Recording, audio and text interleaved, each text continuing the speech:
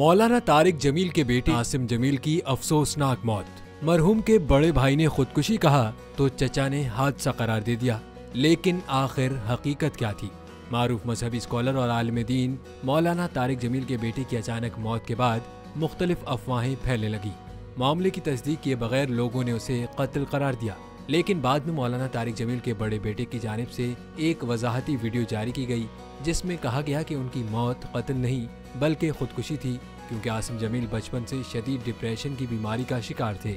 लेकिन गुज़िश्ता चंद माह से इस बीमारी में शिद्दत आ गई थी, जिसकी वजह से उन्हें इलेक्ट्रिक शॉक दिए जाते थे। इसलिए उन्होंने तंग आकर गार्ड से गन खींचकर खुदकुशी कर ली। दूसरी जानिब मौलाना तारिक जमील के भाई मौलाना ताहिर जमील का कहना है कि उनके बेटे उस वक्त आसिम जमील के साथ थे जब ये हादसा पेश आया। उन्होंने कहा कि ये खुदकुशी नहीं थी, बल्कि आसिम ने गन साफ करने की गरज से उठाई थी, लेकिन अचानक उससे गोली चल गई। इसे खुदकुशी करार दिया जाए तो क्या कहें? मौलाना तारिक जमील की फैमिली की जानिब से आए गए इन मुख्तलिफ बयानात की वजह से लोग तशवीश का इजहार कर रहे हैं कि आखिर हकीकत क्या है।